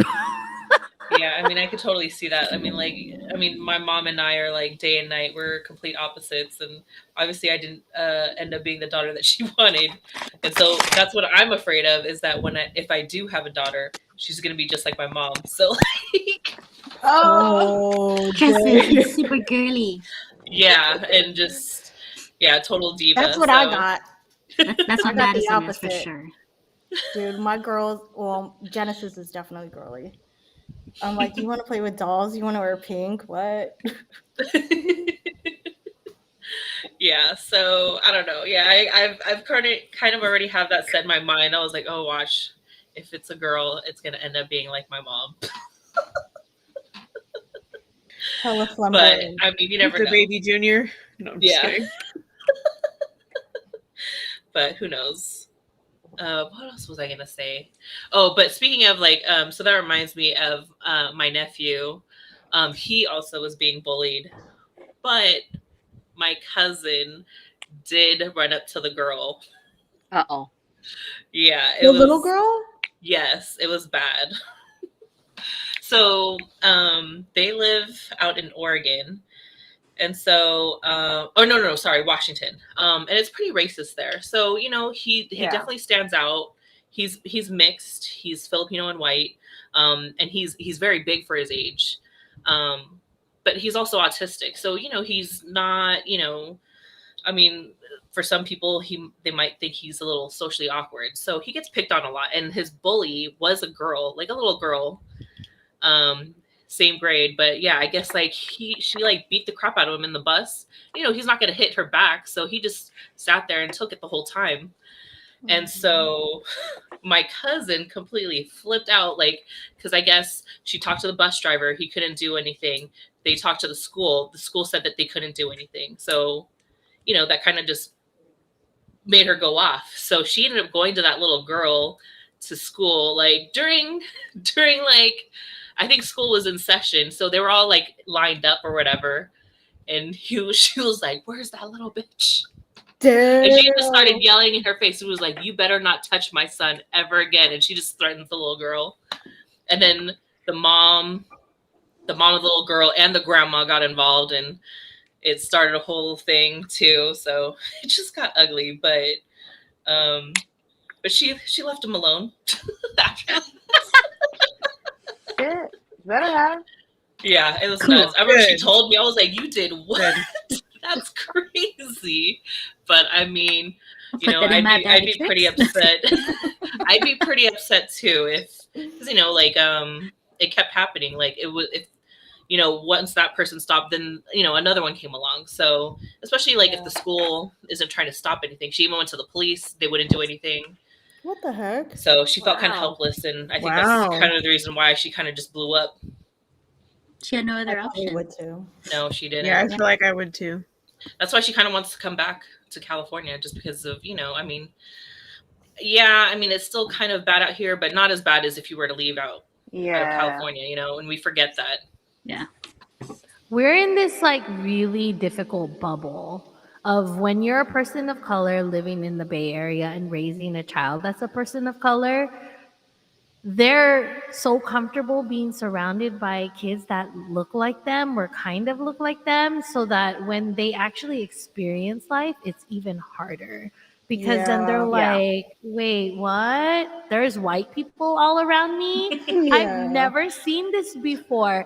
And like, it actually proposes a lot of issues, because then when they go in these different areas of the world or the country, they are so strong-minded and strong-willed that when they go to these places and these people see that a person of color is confident, they're like, "Why are you confident?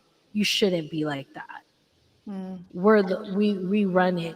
So it causes a lot of conflict for these kids. Oh yeah, too. for sure. I mean, that's how I felt moving out here to Elk Grove when I was little. Like, I mean, yeah, I think that was like the first time I've ever really experienced racism. Was moving out here. Like, a lot of the white kids didn't know what I was.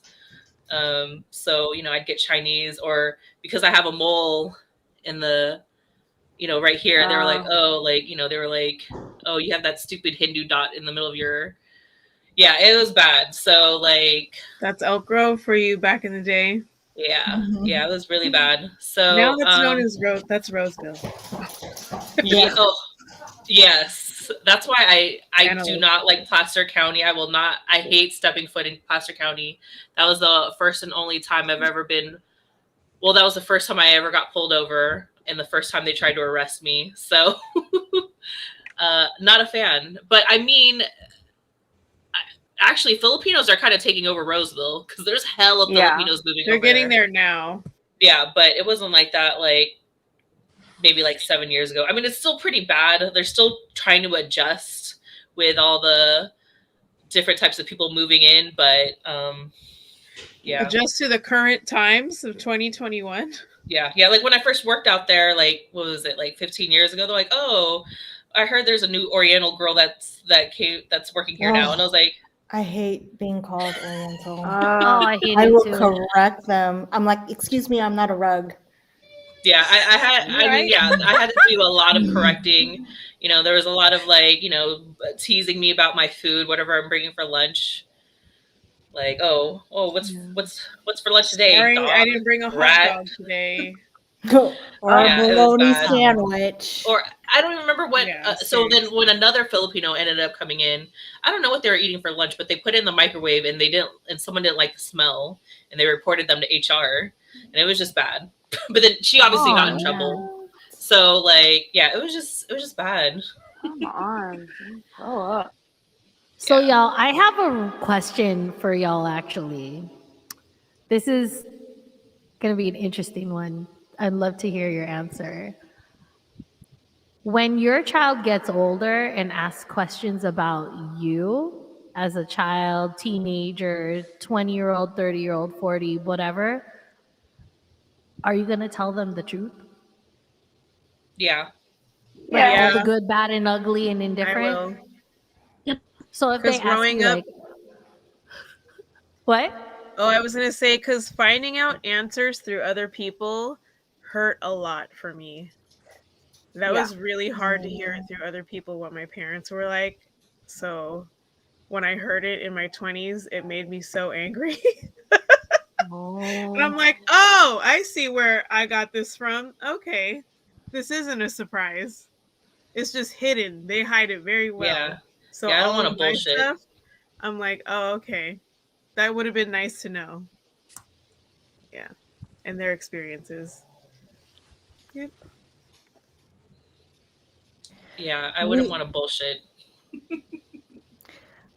And I I think our think I would tell the kids, truth because I want them to tell me the truth. Just be yeah. open. Yeah. I think that's why I'm so close to my mom, because she was just so open to me about, what it was like growing up for her. So that's why whenever like I'm going through stuff, that we can talk about it, because she won't judge me. She won't, she'll just listen. And then, being 30 is different than being 30 back in the day. It's a different world out there. Yeah. And so, sometimes she might not get it. Like I know, with the older Filipino generation, like mental health wasn't a thing. So like having to explain to her, like when I felt depressed or when I was feeling anxiety, like she didn't understand that. But because she was willing to listen and just be open to it, like that's why, I aspire to be a portion of my mom when I'm older. I mean, she wasn't perfect. There's things that I wouldn't do, like for my future children, but I mean the aspect of being able to come to her for anything and everything. I want to be able to. I want my kids to be able to feel that they can come to me for everything, because you can go to your friends for help, but they're not always going to steer you in the right direction. Yeah. So that's just for me. Yeah, I completely agree, because like I don't feel like I could go to my mom for anything. So like, because there is no trust there. So Yeah. yeah, I definitely would be completely. Yeah, I would be honest. Yeah. I'd say like my mom was too open, I feel like with us at a very young age, like, and I felt like in retrospect, like I love my mom. She's very just outgoing. She lived a hard life, but she laughs through it all, and that's what I love about her. But at the same, like in retrospect, I feel like now as a parent that it was a little too premature to like tell me everything, because that definitely like jacked me up, as an adult, or just looking, or just my outlook in life, as far as like, like, that her relationship with my dad and how my dad is, that definitely like brought a lot of bitterness to, um, brought a lot of I had a lot of bitterness towards him. Just stuff about like other people. I'm like, damn, like I didn't know it was like that. But at a young age, it's like I shouldn't have known that. So like the way I parent, like I'm very open, with both of my kids. Like I'm pretty blunt, but I basically just wait until I feel like they're mature enough to handle like, my stories, because I grew up I mean, growing up in the 80s was dope, but at the same time it was just like, damn, dude, now we got all these like issues, that we didn't know that we had. Now that we're older, it's like, man, now I got to deal with this. um so I think, you just kind of have to listen, be very in tune with your kid and their maturity, and and give it to them in doses. Don't, I'd say, just be very tactful in like what you share about yourself, and just, yeah, because uh yeah, I don't share everything, not yet, because I was crazy, I was hella crazy. Just saying. I Yeah. love how this conversation flipped from, having that parent lens now being a daughter, right? Mhm. By the way, I love your mom, Allison. I love your mom. Ah, she The, loves you. She loves you. I I was never like, my mom had me when she was 24, and she had just come from the Philippines. So even like the language barrier, the culture barrier, like being a child of the 80s, um, yeah, it jacked me up too. Um, but it doesn't say that we can't build that relationship later. Like when I was going Yeah, through absolutely. when I was going through my my divorce, and like there was a heavy time where like my self-worth was like down the drain, like I wasn't even sure if I was dateable. My mom, like, she came through. Like she was that assist that made me believe, like, shit, like, I'm a strong woman because my mom was a strong woman. We never, like, I was a latchkey kid, and like I feel like I raised myself a lot. Even though there was so many people around, I feel like I raised myself a lot. I had to help raise my sister because my stepfather died when I was 10. So and there was like a 8-year age difference between me and my sister. My sister's turning 30, or she turned 30 or something, or 29. So like there's that age difference, and now I'm like helping raise her daughter. So I think it went without saying that me and my mom, like, we kind of built that trust over the years because we were now raising this child together, and we kind of need each other at this point. Um, and but if you ask me, like, when I was a teenager, like, do you have a close relationship with your mom? Like, oh hell no. Like, I raised myself. Like, but now it's I for the first time in a long time, like before COVID, I I never talked to her. Like, I only saw her like once a week, and then when COVID hit, like, I saw her every day. So I think the silver lining with COVID is that I've built a better relationship with my mom, and I kind of see myself through her eyes now.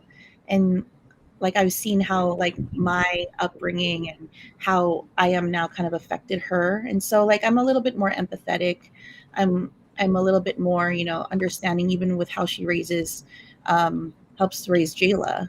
So yeah, we weren't completely honest with each other at the beginning, but I think with Jayla now, I think we are going to be completely honest with her, and acknowledge that this is not, you know, the I not ideal, but this is not the typical way that a child should be raised. But you are no less blessed Yeah. in this household. So, yeah, my mom and I, even though it wasn't the best before, um, I would have to say now that I'm an adult and I could talk to her like an adult, I think our relationship actually got better. Nice. That's Does anybody beautiful. else have any other questions or anything else to add? It's already 9:53. Actually, I want to say that I love Fatima's mom too. That's all. Darling. I love my mom, but I think as I've gotten older, I've gotten more annoyed with her. I love you, mom. I'm sorry if you're hearing this. But I think the main reason why is because she sheltered me so much when I was younger. She didn't let me be my own person. And I started realizing I was doing the same thing to my children. Actually, the rear was held up to me that I was doing the same thing to my children by my partner. And he was like, you need to let them be them. Because if you keep showing that they have to match your reflection, they're going to feel like they never can reach that goal, because then they'll feel like they're always failing to you. So I think that was a big factor in like my growing up as well, was I didn't want to be treated like a child, and I need to learn how to not let my children feel like I'm treating them like a 5-year old when they're 15 and 16, 17, 18, 20, 25. So I think that's something as parents that we need to remember, that yes, they'll always be your baby, but they also can be your equal as well. I feel like you should be my children's mom because you're everything that, like, you sound like everything they want in a mom. I'm like the mom who's like, get up, you're fine. No, no. Trust me, You'll be they all will right. tell you 1,000% they Like, can't figure it stand that out. I helicopter. Mine is more like, here, this is how you do it. Let's fix this one. Let's do this. Like, I feel like I'm like constantly like guiding them into the correct answer, and then they don't learn on their own. So I feel like I need to learn from your. No, you don't. They think I don't care. I'm like, I do care. That's why you need to figure it out.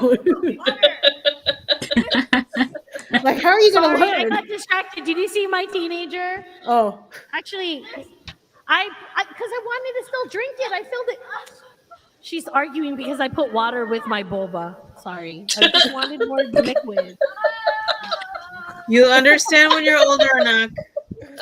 You need water She's for like, all the I sugar. wanted your boba, and she's like, why just put Oh, water? I was and like, you watered because it I down. finished the juice. That's hella I don't funny. know, but that's why she was yelling. She was like, why? I'm like, okay, but yeah.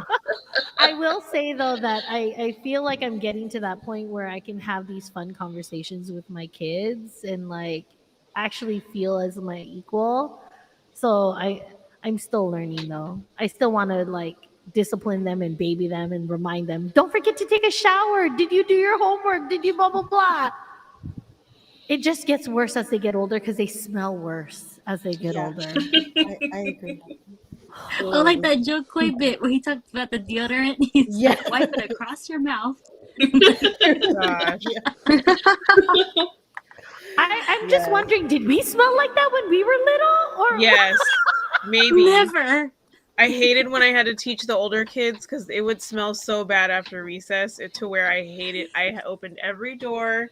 I cranked on the air because I was like, I can't even breathe in here. Y'all need deodorant. All y'all. Y'all need to smell like wash your wind Smell like and the sun. Yeah.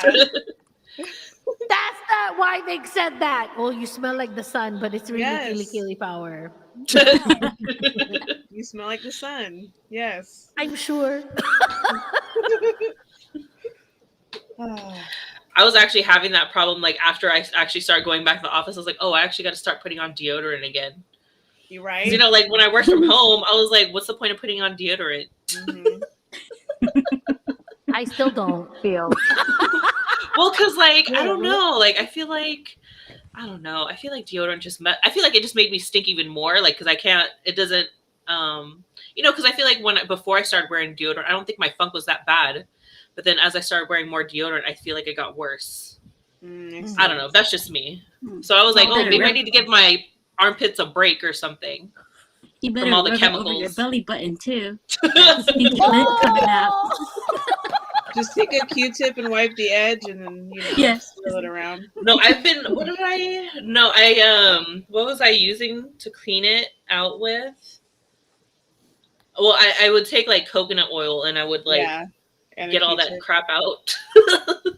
Actually, I know we're over, but that's actually a good question that we didn't bring up. Like tips and tricks for being pregnant, being a parent, or just being a woman. Like in general, like after.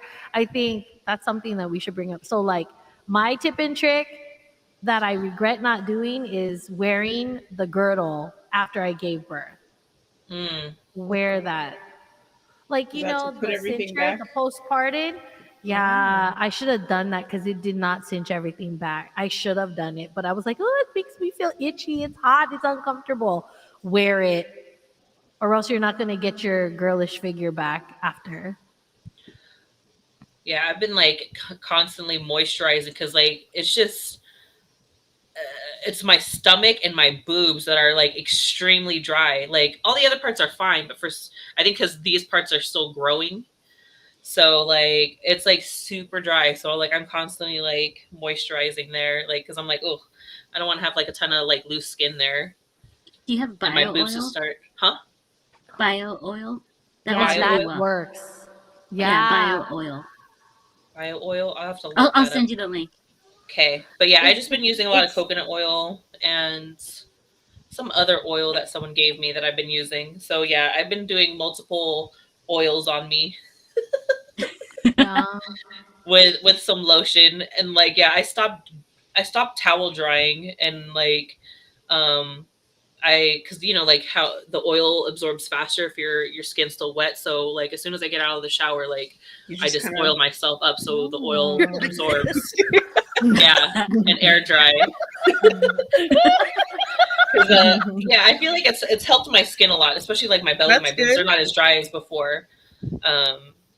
Yeah, so I stopped towel drying and just started oiling myself up. Especially in the wintertime, it got worse. So luckily, I haven't had any eczema breakouts, which I was worried about because usually, like, you know, because like you if got your I, nails on.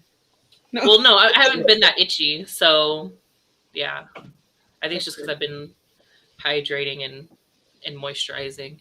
Shoot, I might when I take a shower, I might do that too. I'm like, I never thought You're gonna about go that. like this? Yes. Flappy bird. And I'll think of y'all trying. Well, no, because like you don't even need to like move around. Like as soon as you start putting that oil, like It'll just It- soak in and mhm, yeah. it helps. But it Marissa's helps it. totally right. Get the bio oil. That hella helps, Mhm. especially on the boobies, because that's Yeah. where you feel it the most. Yeah, It feels You're good. like this all the Prevents time. stretch. yeah, like ew. Like I remember when it first started drying out, I was like, ew. I feel like this would be like old women tits. Like it just did not feel smooth, and I was like, ew. Yeah, so Just I wait hella till after started. breastfeeding. Then they're gonna deflate Oh, and yeah. sag. Oh, but you know what? Remind yourself though, when you're breastfeeding, always switch, or else you're gonna have one boobie smaller than the other. Yes. I already have one boobie smaller than the other, so It's I gonna might be make even them worse, suck on though. the big ones bigger to one. make it even out. Good idea. Oh no! Make them suck on the smaller ones, so it'll get better sizing. It'll think match it will? more. Yes, I regret it. So I nursed my son until he was 29 months. Yes, I know it's a long time, but he was allergic to He was every like, single milk he could "Mommy." think of. That the moment he started doing that, I was like, okay, nope, you're done. Hey, You're I did done. 26 months. Wow. That's like the same with my sister-in-law. He was like 2.5 years old, like lifting up his shirt. And he would like at 2 years old, he would just basically when he was older, he would basically just do it just because it was comfort. It wasn't necessarily Yeah. for food anymore. Yeah. It was more like Yeah. I need to go to sleep or I'm in distress. Give me the boob. Yeah, it was called the pacifier. Yeah. Mm. Yeah. But it's good though for them to be nursed that long. But then the moment that they start pulling your shirt down to go get it, cut it Yeah. Yeah. Or when they get distracted and they still have the nipple in their mouth and they're like, and they turn their head real quick. Ah, Oh, ouch. That's when I stopped. gosh. Ouch. It just made my nipple hurt thinking about it. Oh, you know what? I'm not gonna lie. I don't know if the moms can empathize with this, but I still get the tingles when a baby cries. Really? My boobies. Wow. Yeah. Mm. I don't. I had a lot of But gatas. I can still make milk come out. I can't anymore. They're 13 years old. It's all powdered milk powder. now. Powder or like curded milk. I was gonna say it's this. It's all condensed Oh. milk. That's what those boba balls are in her cup. Okay, do not ask me why I have condensed milk on my desk. I'm not gonna tell you. Paperweight. That's hella funny. A phone stand. I'm like, well, yeah, I'm like, we're trying to make tres leches cake. We need one more Fatima supply. Perfect. Ready? No, because we were learning a Filipino dance with Lika Filipino dance troupe. So I have condensed milk and I have canned tomatoes. Yeah. Oh, were you holding them? Were you dancing with it? Is that like Yeah. That the makes candle sense. dance? Oh my gosh. candle Oh dance. yeah. Weren't we in that together Venezuelan? in middle school? Was it Venezuelan? Is that what? Yeah, there you go.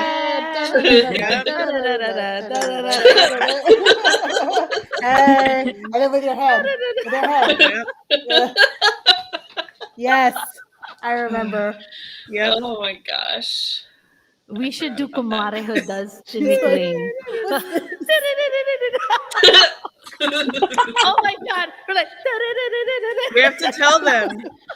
Yeah, they don't know what we're talking about with the fur Elise thing. So so we're talking about like self-love a lot. yeah. So when we're playing with ourselves, we kind of I don't know how it got because we were talking about like for Elise like playing the piano, but like specifically for Elise because you use these two fingers when you play it, so that's why we call playing. No, this with is yourself. when you're playing somebody, then this is the way you play. Well, I can play with myself like this too, though.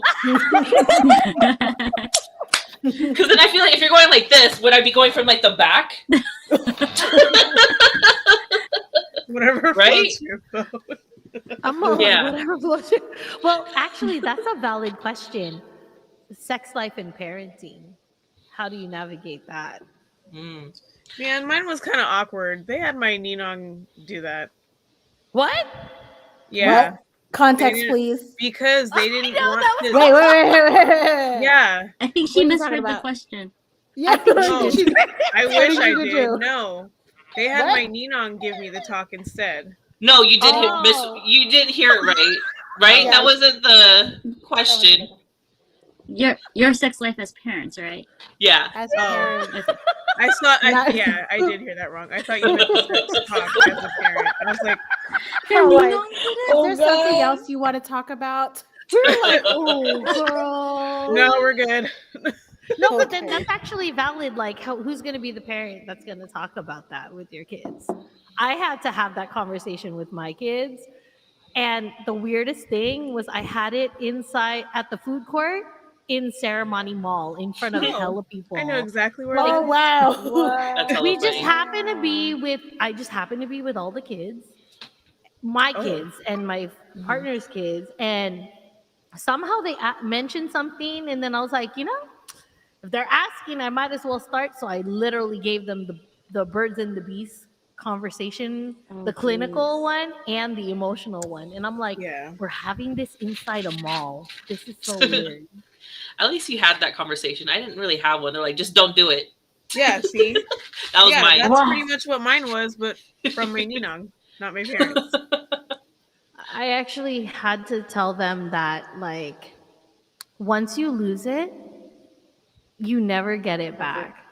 And, like, you have to be psychologically, emotionally, and ready for that journey, because it's not an easy journey to navigate. And especially when you're still trying to understand who you are as a person, trying to navigate that with somebody who doesn't know who they are as well is not an easy one. So I had to literally have that conversation just recently. You're gonna hate when your child has their first relationship. You're gonna be like, I hate you for life. Yeah, I bet. Yeah, You're like, I wish I had that talk. I probably wouldn't have wasted mine. I feel that. Yeah, I'm thinking about it. I'm like, did I? Yeah, mine. Yeah, I could have waited. I wish I did. Yeah, But wish it could've been a different person. I had a book that I went through with both of my girls to help them understand, like, what this is, like because we're we're Christian, and so, like, we basically went through, like, how God designed, like, marriage, how God designed sex, and what it's supposed to be and how it's like intended for. It's, the media, the culture, TV, other people will basically turn this beautiful thing that God has, made for us humans into some like really gross like thing, but it's not. It's actually a beautiful thing between a man and a woman who love each other very much and who want to build a family. And, basically had to go through like, what your friends are gonna, like what, peer pressure and, how guys think and how you need to basically know who you are. I'm just a big thing because I have girls. I'm like, as women, we like to, well, not we, well, women tend to identify themselves like wrapped around like men and like basically like once you're like hooked or like in love, everything like falls apart. Your world is wrapped around a man, and it's like that's not, you're gonna have those feelings, but that's not real. Like you need to have your head on straight and yeah, those are very tough conversations. But having a book definitely helped to like guide like that conversation. It was very uncomfortable for them, but I was very open about like, all the stuff. So yeah. If any of y'all need for your kids to have that conversation, Cindy and I are available. Oh. At the food court? I just had a book. Food I court just had a gonna be book. I just had a You book. spoil them. You spoil them with ice cream, and then it makes it easier. To Okay, we'll meet you in front of the Ah. Jollibee at Ceremony Food Court. there you go. I'll be like, this is your life. The peach mango pie. When you open it, it's open. Oh my god. Done. Once Never it's open, again. You can can't drink. put it back together again. Just like I'll never look at a peach mango pie the same way again. Yeah, exactly. Exactly my thoughts. That's funny. I got a hop. I just realized it's 10. Yeah. I know, really. Let's cut it. Same. Oh yeah. I gotta stream some more, Wow. so I This gotta is the cut this. longest. I think this is the longest we've ever had Kumarehood. Yeah. No, it's not the Oh, no, longest, we- but it's the Regular. longest for a while. It's been For a a while regular since. one, yeah. Yeah, This was fun. This was a lot. yeah, it was. Yeah, we can thanks always, for joining we can always us. do another episode of this later on. These are and the talk OG about other Kumares right here. Yeah, Oh yeah. Mhm. That's yeah. right. I've known Marissa since what, high school? Mhm. Aww. Yeah, and Cindy CCD Yes. elementary long No, school. Cindy took it back. She said, "Remember when we were on the bus?" I was like, "Oh my gosh, I do Yes. remember that." We had the same bus stop. Mm-hmm. That's right. She was Yeah, I like was the telling- only, like one of the few Filipino people in my neighborhood. Yeah. Now there's an elementary school between where we lived, but Mhm. we could have just like walked across. If that's You guys cool. had more Filipinos in your neighborhood than me. Yeah, you lived in the uppity, the Oh, whitey yeah, you did. neighborhood, Mhm. the uppity whitey neighborhood, Mhm. the fancy house neighborhood, Mhm. fancy houses. Wow. Oh, Elk Grove? Yeah, we all grew up in Elk Grove, but Mhm. you know, it's Ah. like different. We were in different neighborhoods. Like That even little now, opening she's that on the says- nice side of the neighborhood, and Yeah. I'm on the left. The one No. when you're turning into that thing that says Laguna Woods, and you're like, ooh, Laguna Yeah. Woods. The Mm-hmm. rich area. Mhm. The rich area. Mhm. No, we Not just really, got but, lucky. yeah. We just got lucky. We were the first. We were the first ones in that neighborhood, so we got lucky getting a big old house there. Snagged yeah. it when you could, huh? Yeah, they did. Hmm. But That's good. yeah, I was telling Ron stories like because I was like, remember that park that me and you smoked at, Cindy? We got Yeah. high, and then we went to go home and We were supposed to write a paper. yeah. Ended up not. For English class, and we ended up smoking, getting high at the park, and watching Andrew E. movies, Nice. and chatting on AOL. Yes. Yes. Yes. Oh, what Right. was your AOL handle? I had so many. I had different ones I know, me too. I gotta too. think of Mine it. was But then I also Oh, told Ron dear. this story about when Michelle ended up sleeping over because she was like, "Hey, do you have a floppy disk drive?" And I was like, "Yeah, who does it?" Because she had to print out her paper that she had to write, and like, you know, her printer wasn't working. So she comes over to my house and she brought like the legit actual floppy disk. Like I was thinking she brought the 3.5, the hard shell one, but she actually Wow. brought the one that actually flops. And I was like, "What is that?" I was like, "Dude, like I didn't think you meant that type of a floppy disk." You're like, oh, this is a floppy disk. Oh man. Yeah, that was before like color was on screen. Like I think it was just green, everything. It was still Whoa. DOS. MS DOS. Yeah. It was over still here. DOS. Yeah. Yeah. Mhm. Oh, So she had to sleep over to dang. type her entire paper all over again. Oh my no! Oh gosh. no. Oh no. But yeah, that was like one of my favorite stories, her floppy disk. That's how Oh my gosh. That brought That's the back one where you memories can't of touch when the the middle. Yeah. If you touch the middle, you ruin it. It's Yep. like game Mhm. over. And now you I can got write it. papers on your phone and email it to I yourself. know. That's Yes, crazy. Crazy. so crazy. See, these kids Yeah. don't know. For Yeah. real. They Well, don't and know I- good. See, that's our walking 10 miles in the snow backwards Yes. with no t-shirt on. No, yeah, we had to walk through the rice paddy and ride a Yeah, caramel just to, go to school. Yes. Right. Yeah. Yeah. Miles and Our miles and miles. technology. Too much Yeah, in our like- house. Everything. We had to use a typewriter and go. Yes, I one hated there, using one there. typewriter. It had the, Like- the carbon. You had to use the carbon to copy it. You know, you go like that, like this, Yeah. like that. Although I do miss having a typewriter. Like I've been looking for like an old school typewriter to buy because I miss the sounds. Someone, I was just Yeah. talking to somebody else about that. It's funny. Yeah, What's But they're the name of that expensive. store? they are. Are they? Yeah. They're expensive, because like now those they're vintage rare. ones. Yeah. Yeah, because they It's stopped still making it.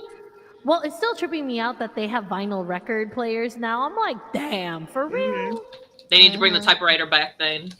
That means they're gonna bring back the floppy disk. I hope not. That was horrible. Michelle's gonna be like, yes. She's like, look, I have that paper. I can finally finish my paper.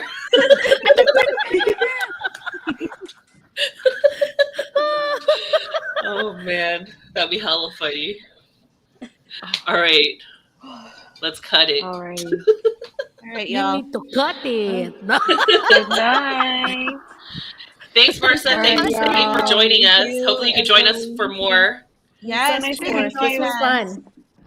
Yeah, This it was was nice fun. meeting you all. Yeah. Nice meeting y'all. Take care. Be Good night. safe. Have a good night, everybody. Good night. Bye. Bye. Bye. Bye.